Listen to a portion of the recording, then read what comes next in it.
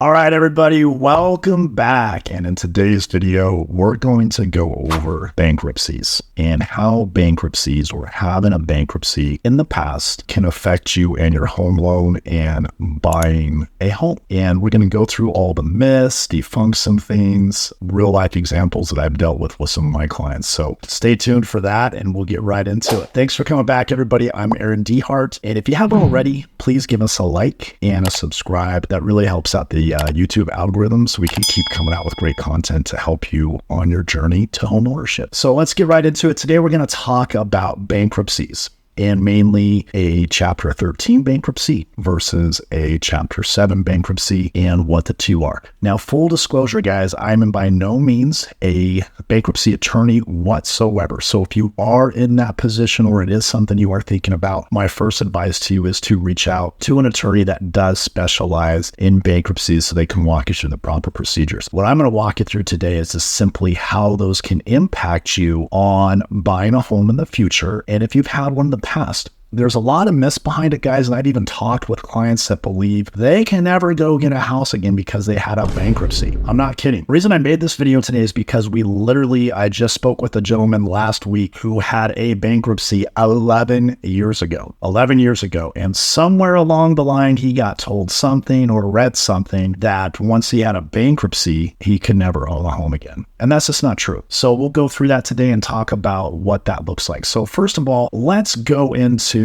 the major differences between them. So a Chapter 13 bankruptcy is basically a reorganization of your debt and an agreement with the creditors that you owe those debts to. And it's just basically a restructuring of your debt. So for example, you might have had a Visa card that was included in that Chapter 13 bankruptcy, and you had a $5,000 balance on it. Well, the bankruptcy attorney is working with those creditors, and they negotiate a repayment term plan and perhaps get that debt reduced to maybe you're only paying 30% of what the debt is owed. They agree to that, put you in process for a repayment plan to help lessen that. So in Chapter 13 is a complete restructuring of your debt. You're still going to make payments to those creditors that you're owed that are included in that bankruptcy. You are just reorganizing it. Now, a Chapter 7 bankruptcy is a complete start over. Hey, we're wiping the slate clean. We're going to start over and go through basically what that is. You're starting from scratch. All those debts are eliminated. Now, it is important to know, and with the time that this video is being made in October of 2023, the student loans repayments have recently started up again. So it is important to note that a student loan or any type of government loan cannot be included in your bankruptcy. So that's just something I want you to remember and think about. So if you are in that position to where you are thinking about a bankruptcy, just please know you cannot include student loans in your bankruptcies at this time. So Chapter 7 is completely wiping the debt out, starting brand new. So awesome. How does that include, or what does that do for your future of being able to buy a home? Guys, it's really not that bad. And believe it or not, a lot of loan programs that are actually government programs like the VA loan for our veterans, FHA loans, actually have very forgiving terms when it comes to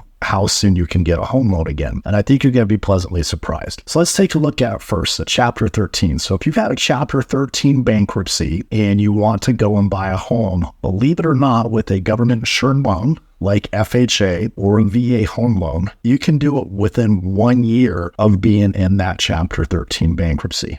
1 year. You can still be in that Chapter 13 bankruptcy, making repayments on it. The biggest thing that they want to see is that you've made at least 12 on-time payments on time and that the trustee with the court approves it and says this is okay.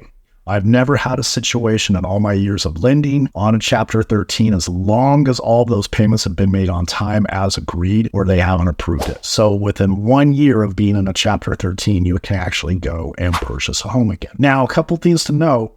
Because you're in that Chapter 13 and it's going to show on your credit report, it's automatically going to downgrade us to what a manual underwrite is. And if you don't know what a manual underwrite is, make sure to catch that video right here. And I go all in that to what manual underwrites are and how they exist in today's lending world. Now, also, it's important to note that in Chapter 13, we have to be able to explain to the underwriter or the judge why this happened, why it won't happen again, and why it's okay that you're going to buy a house and it's not going to impact you being able to make your mortgage payments in the future. So something very important to note with that. Now, to chapter 7, where it's a complete wipeout of your debt, the terms are still pretty reasonable. It's 2 years from the discharge date. So that's the date that it actually gets discharged with the court on a chapter 7. 2 years after that date, you can actually get a government insured loan. Conventional loans are going to be more stringent. And the reason why, they're not insured by the federal government. So they're going to have some longer terms on that. And I actually get into that a little bit deeper. I don't want to get off topic. And I actually get into that a little bit deeper when we do the video on conventional loans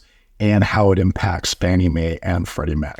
So guys, the main point is I don't want you to be scared or have a fear of, because you had a bankruptcy in the past, it's going to impact your future of being a homeowner. Make sure you ask questions. Make sure you get the proper answers. You can still get a home loan. It can be a FHA, a VA loan if you're a veteran, a USDA rural housing loan, even a conventional loan, and even jumbo loan in the future as well. And it doesn't mean because you had these hiccups in the past that that is who you are today. It is something that can be disruptive to your life, but remember, it's just a little hiccup. It happens to a lot of people. Bankruptcy is there and designed to protect you when unfortunately things do happen. Now, here's the thing, guys. A lot of times bad things just happen to good people. I've seen it to where there's a spouse that passed away and half the income in the house was lost, things of that nature. So it's very important, if you are looking to go that route, like I mentioned at the beginning, reach out to a professional bankruptcy attorney who does specialize in that. Other than that, guys, thanks for watching. Make sure you give us a like and comment below. And if you have not already, please subscribe to this video so we can keep coming out with awesome content for you. Thanks for watching. Take care, and we'll talk to you soon.